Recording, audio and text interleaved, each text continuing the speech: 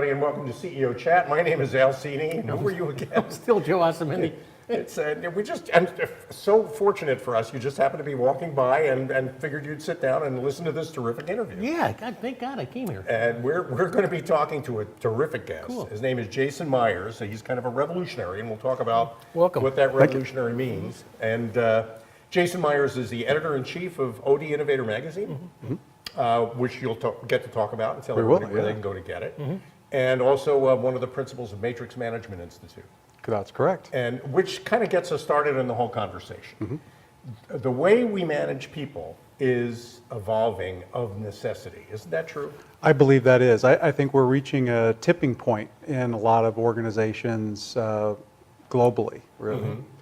And it's kind of pushing companies for one of, I think, two reasons. Either a leader is innovative and they want to do things differently from the beginning, or the company has had some sort of near-death experience where they have to do something different, or they've got some kind of competition coming from places that they've never seen before, and they don't understand what to do about it because things are different, but they can't kind of put their finger on it. They can't put their finger on it. So the worst mistake they can make, not knowing what it is they should do, is to just reorganize. We like to say that too, yeah. Absolutely. Talk about that. Why is that such a catastrophe? Well, for a lot of reasons. I think before we talk about like why a restructure is such a problem, you have to understand that I think that companies are working under this operating model, or we call it an operating system, kind of like a computer, and they don't realize that this operating system, which was actually created 50 or 60 years ago for a much more manufacturing type of business, where you have lines of authority and everything is driven from the organizational chart. And I think that everybody's worked in these environments for so long that we don't realize that there's really another way to go about like organization development, so to speak.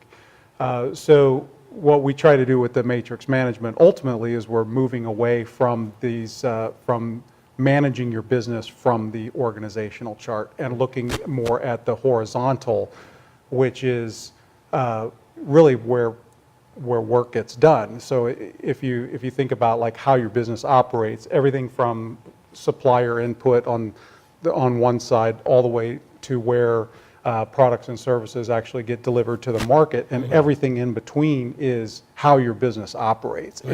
It's not operated from the organizational chart where like I'm reporting to so and so, and then therefore they make all the decisions. And so when companies, unfortunately, their first when they want to make an organizational change, their first instinct is to move boxes around on the org chart and deal with the lines of authority. And all that does really is create a lot of chaos, because if I'm working in any kind of environment like that, I don't know who I'm reporting to now. I don't know. It just paralyzes the organization because, I don't know what I'm supposed to be doing. But work actually hasn't changed, right? I'm still doing what I'm doing. But everything around it has, and it's a scary proposition for a lot of the people that work. You made a point too before the program. Just redrawing those lines of authority could cost a lot of money. It costs a lot of money, companies hire companies to do that. And it's not a cheap.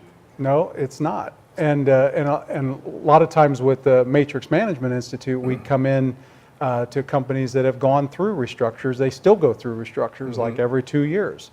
And but they still haven't tackled the root causes of the problem. So that means that we come in and we help them really operationalize a structure. And a lot of times we come in and we tear up the org chart in front of them and say, okay, we're not allowed to talk about that today, because we want to talk about the horizontal. People are frustrated because they don't know, what's going to happen next. They don't know who to report to, and we ask them, has the work really changed? And they're like, no, it hasn't really. It's like, okay, well, let's start there, because let's really figure out how to operationalize the structure along the horizontal, because the vertical or the org chart really exists to support that horizontal structure and not the other way around. But the problem is we're so ingrained in that directive leadership that We don't know how to get away from it. We don't know how to build real true collaboration because we're so focused on moving boxes around on the org chart and who has authority to do what. What are some of the factors that companies decided what they want to reorganize in the first place?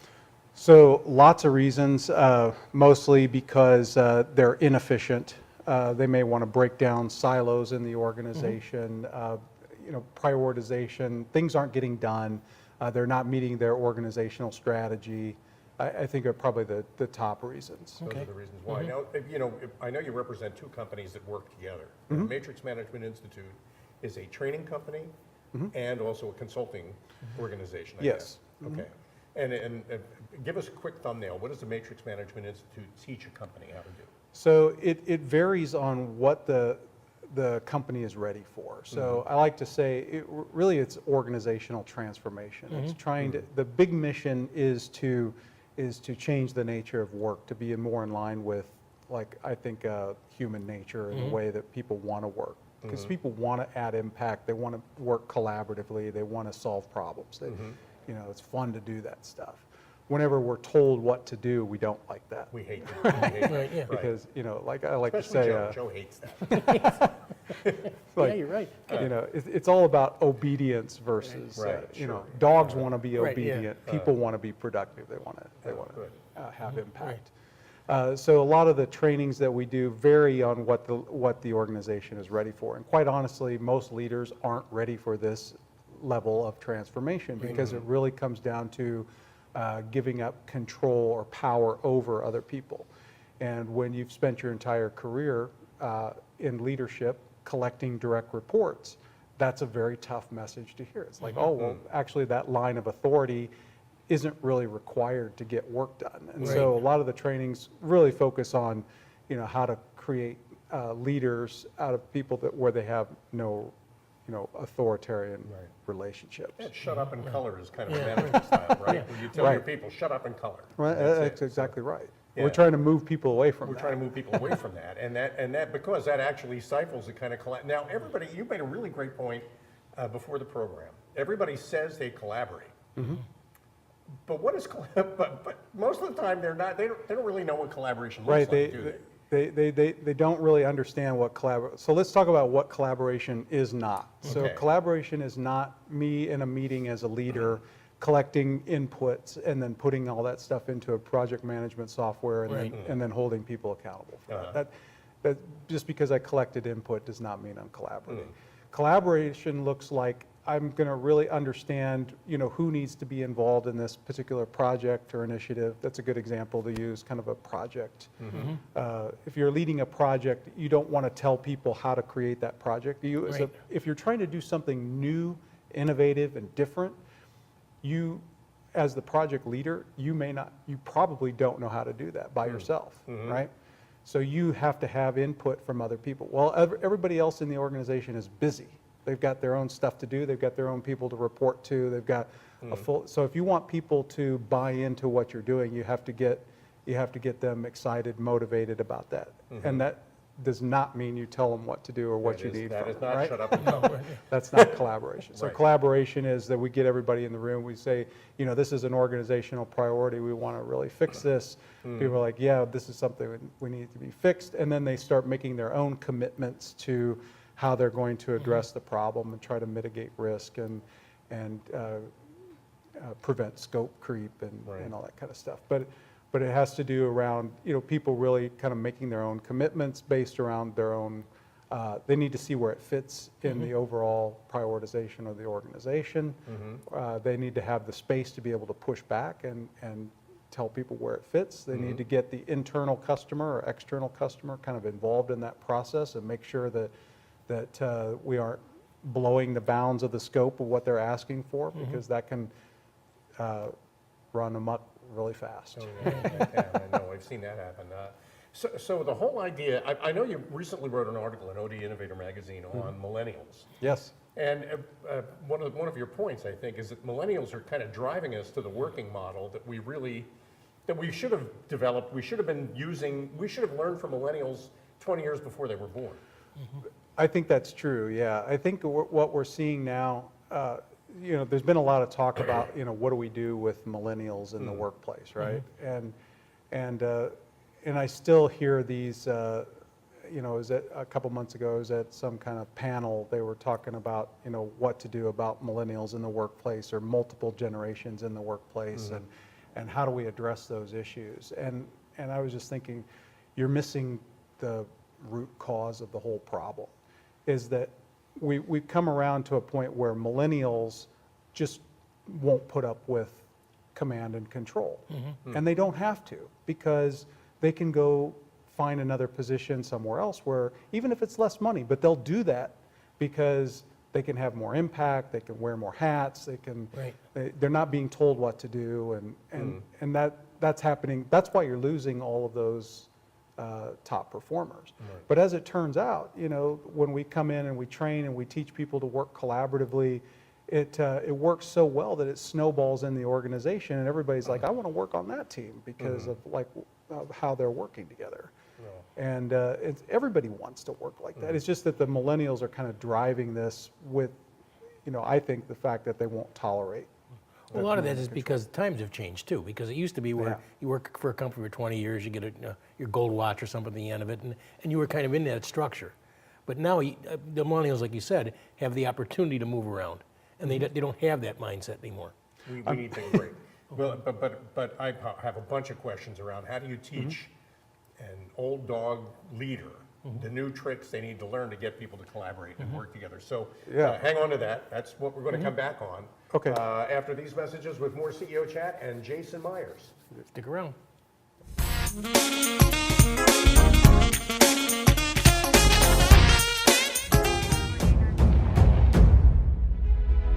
But what does it take to strengthen our service members?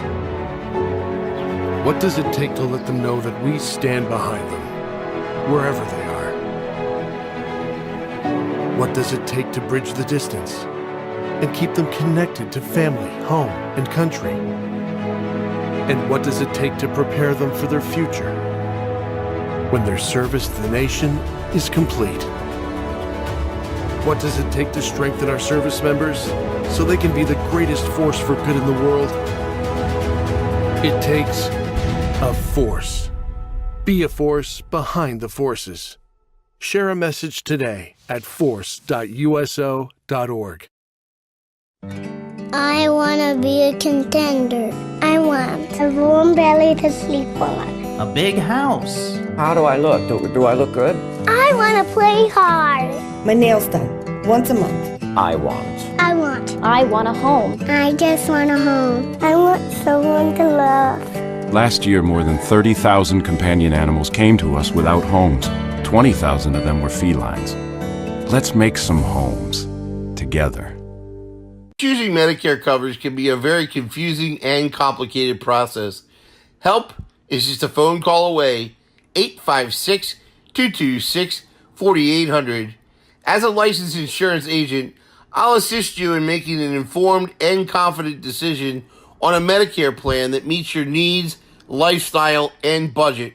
Call me today for a free, no-obligation Medicare benefits consultation, 856-226-4800.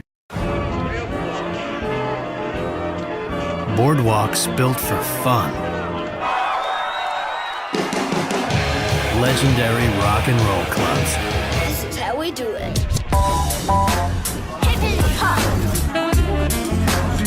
Casinos by the ocean. Now that's New Jersey. 130 miles of beautiful beaches. Solid rock. And everything in between. Look in the window. Now that's New Jersey. Burlington County College. Is now Rowan College of Burlington County. Still the same great faculty. At a community college ranked top 50 in the nation. Basically, we earn more and pay less. RCBC students are accepted at Rowan University after graduation. And get a bachelor's degree for around $30,000. Online and Mount Laurel students get a 15% Rowan University tuition discount. And have many scholarship opportunities. So you earn more and pay even less. Rowan College of Burlington County. Your path to success. They are the greatest fighting force the world has ever seen.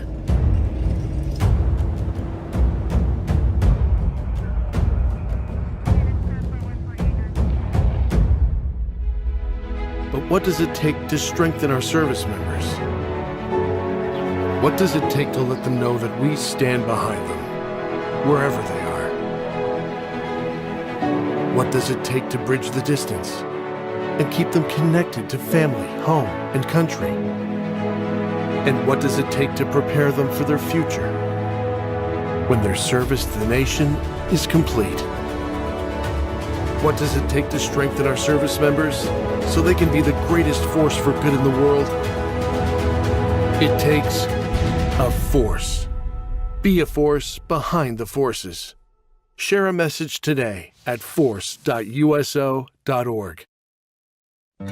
I want to be a contender. I want a warm belly to sleep on. A big house. How do I look? Do I look good? I want to play hard. My nails done once a month. I want. I want a home. I just want a home. I want someone to love. Last year, more than 30,000 companion animals came to us without homes. 20,000 of them were felines. Let's make some homes together. Choosing Medicare coverage.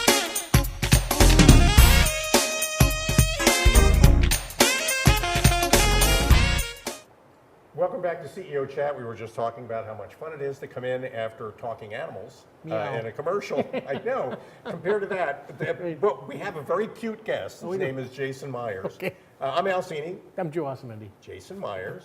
Just before the break, we were talking about senior leaders and how they sometimes need to be rewired to build the kind of workplace that the 21st century demands.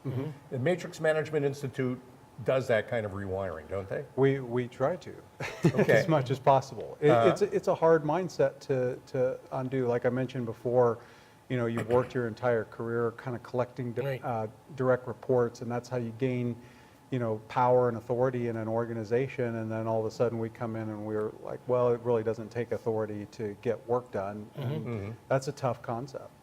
Well, so a lot of times leadership will get about halfway through the training and then figure out, oh yeah, I'm not really collaborating at all. well, they'll suddenly But realize I think a lot of them understand that this is a better way to work, but it does take a lot of unwiring. A lot of people don't want to give up that authority either. Right. They're the boss, and they know, and that feels comfortable for them, and they don't want to give that up. But let's talk about now the Matrix Management Institute. One of the things you mentioned earlier too was that it's a very experiential kind of a learning program. It's not PowerPoint slides. We like to use a lot of games or gamification in our trainings because it's so much more powerful. And everybody gets involved in it, and it's funny. One game we have that is called a portfolio game, and it speaks very well about how like silos really prevent you from getting projects done in an organization. And so the way that it works is that we play the game, and we assign several people as area leaders or functional leaders, and then the rest are kind of project leaders or project managers. And at first we play the game and we give them a set amount of resources, and then we tick through like 4 months worth of time. So month one happens, and the area leader assigns out their resources to what they have, and then the project leaders come to those area leaders and they say, well, we need to get this project done. I need this, I need this, I need this. And then, and it's a bunch of chaos, and it's funny because people are begging and doing everything they can to get their project leaders to give them resources. And then we change 3 rules of the game, where we have the project leaders kind of sit out for a little bit, and the area leaders, instead of managing their own function, they get together and they make decisions of resource allocation based on the organizational prioritization. And then they assign out the resources to their project leaders. And so the project leaders come and they say, I need this. And like, well, that doesn't fit, but you can have this, and this is what you're supposed to do. And project leaders are standing around waiting for what they want. And some people's like, some of the project leaders, we ask them, so what would you do with all that time? And they're like, well, I do my work. And it's like, well, exactly. And you really start to understand how much time we waste in organizations, like just fighting for resources to do our jobs. Or And fighting then you to wonder, defend resources other people need. that's right. And then you wonder why people are disengaged and disempowered in their organizations and why you're losing people, because they don't want to fight those battles. They want to do their work. Right. So in a functional organization in the 21st century that's practicing what you preach, basically, you've got people negotiating with each other rather than barking at each other. You've got people working together, I mean, in practical ways, and helping each other rather than obstructing each other. That sounds like a place I like to work. Yeah, it actually sounds like a fun place to work. I mean, wouldn't that be, that would be the kind of place where you didn't mind getting up in the morning and going. That's right. And That's maybe you don't call in sick so often. Or maybe you don't decide you want to quit and go work somewhere else. That's right. So, I mean, all the KPIs that people complain about are all improved by changing that culture in that way. Another thing that we demonstrate in that game is how many more projects you actually get completed in the time frame, because Completed, meaning as opposed to started and failed. That's exactly right. Yeah, it's a simulation, but in every case, they get more projects completed when we change just 3 simple rules. Right. How long does an engagement with your company work? I mean, how does it work? Give So me an it example. works on different levels. And it depends on really what the organization is ready for. So sometimes they're very hierarchical organization. We have to start just with projects. Let's just start with projects and then kind of get that to snowball. It also depends on the size of the company. So we have companies that have worked with us for years on different levels of training. Some just need some help in figuring out a governance model, and so we may come in and help there. But we don't like to be in an organization for a long period of time. So if there's an opportunity to train the trainers and things like that to carry forward the types of trainings, we prefer that. Okay, good. Now, talk a little bit about ODInnovator, because Sure. that's how you and I initially connected. It's on OD is organizational development.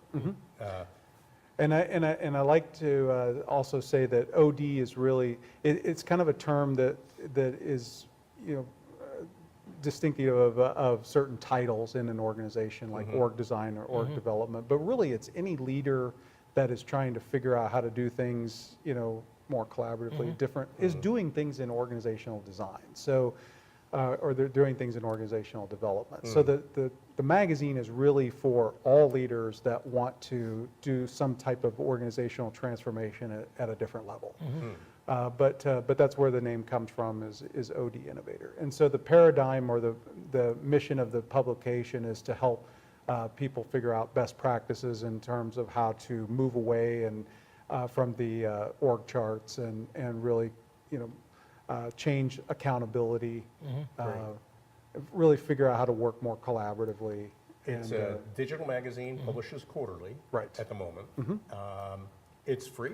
It is free. Yeah. See, we always like to say things like that when we get the chance. So if there's anybody, let's say in an HR function, who wants to read cutting-edge thinking on the subject of leadership and management, ODInnovator is a great place to go. A little later on at the end of the program, we'll tell everybody what the web links are so that they can go and actually look at that. That'll be great. So ODInnovator is, and free. I mean, free, Joe. Yeah, Price is right. Absolutely. Come on down. No, I think that's great. I've read a bunch of articles in ODInnovator, and they're really very well written, very thoughtfully prepared.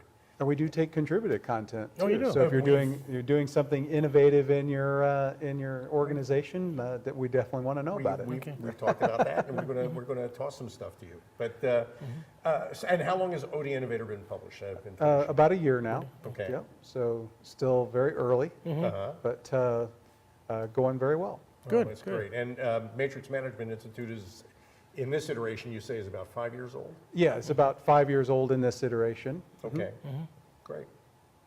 I think, I think that whole idea, if there are people out there watching the program, and they feel like a reorganization is what they need to do. I mean, the frustration we always hear, don't do it. Right. Step back from it. What we always hear is, boy, everybody really feels like it seems like everybody's really busy, but somehow nothing ever changes and nothing seems to be getting done. Well, that's the idea of this initiative overload, I think I read in the Harvard Business Review. Or we call it too much to do and not enough resources, right? Too much to do and not enough resources to get it done. And as we always say, people they don't mind change, but they don't want to be changed. They don't want to be That's what changed. he's talking What about. they really fight is being told how to change. Exactly. That's kind of the third rail of change management. Mm-hmm. And those are other people that probably ought to connect with you via ODInnovator and maybe get to know Absolutely. more about the Matrix Mm-hmm. Management Institute. So change management, leadership development. You have leadership development courses, I Absolutely. guess? That's part of what you do? Yes, absolutely. Good. Leadership and development, organization development, change management, HR, especially HR that is being tasked with trying to figure out some of this stuff and really Right. haven't been trained to do that. I think a lot of them out there are struggling with that. They need help. Really, that like the HR, OD should really have a seat at the table. Right. And you're seeing that happen in a lot of organizations where they'll have, a chief human resources officer, or they'll even call it like a chief people officer or something like that to kind of move away from this idea that HR is only benefits and payroll and compliance something with more of a that. commoditization. And right? we talk to HR people now and then, the really innovative ones want a place at the table, and they know that that seat at the table is only going to happen if they come up with innovative, creative solutions that the company. Right, and I think the same goes for OD and some others. If you really want to affect, that's another kind of mission of the publication, is to help innovative leaders kind of get that seat at the table as well. Great. You're also a jazz keyboardist. I am, yes. I wanted to throw that in And there singer. because I happen to know, and a singer. You Yeah. actually, you're a vocalist. That's right. That's good. And you perform in New York. I know you're down. A little bit, yeah. I'm still kind of in the study mode, so I'm in a jazz laboratory, if you will, to Light play jazz, with other you were saying, musicians. right? Not got light jazz or. No, like I'm more of a swing jazz really? person myself. Like Clint Eastwood? Are you kind of a Clint Eastwood guy? Not really. I think he is into jazz, Right, but yeah. probably more modern stuff. I'm more of like 1945 and Oh, before. okay, cool. I haven't had a chance to yet. But Like I gotta stride go see you piano. I perform. like stride. We got to do that. We're coming up on that part of our program where you get to tell everybody how to reach you. Okay. Change management. Don't reorganize. Call Jason. That's right. I'd be glad to try to talk you off the ledge. There you go. I can't think of a better New Year's resolution than call Jason Myers. So why don't you tell everybody how to reach you? Sure. The best way to do it is go to ODInnovator.com. Pretty simple. Sign up for a subscription. I'll have all your information, and you'll get an email from me with all of my contact information as well. Good. That's great. And then from there, they can talk about the Matrix Management Institute's training services. Yeah, that's one way to do it. You can also go to Matrix Management Institute. Sorry for the long URL, but pretty easy to spell. And .com, and all of our information is there as well, including training programs, a couple of blogs that we've written, and a couple of ebooks and other resources. There's actually a lot of resources at Matrix Management I've seen it. Institute. It's a great place to go. And if 2019 is a year you've decided is going to be a different year, then a great way to start that whole process is by learning some different things. And Jason, what a pleasure having you on the program. Absolutely, I Thank enjoyed you. it. Great meeting you. You bet. And thanks to all of you for joining us today on CEO Chat. Till next Friday, my name is, You're Elsini. I am, and you were Joe Asametti last time I checked. I still am. And we'll both be back next Friday for more CEO Chat. Happy New Year. Happy and healthy. Happy New Year. Have a great weekend. Be safe, sound, and we'll see you next week.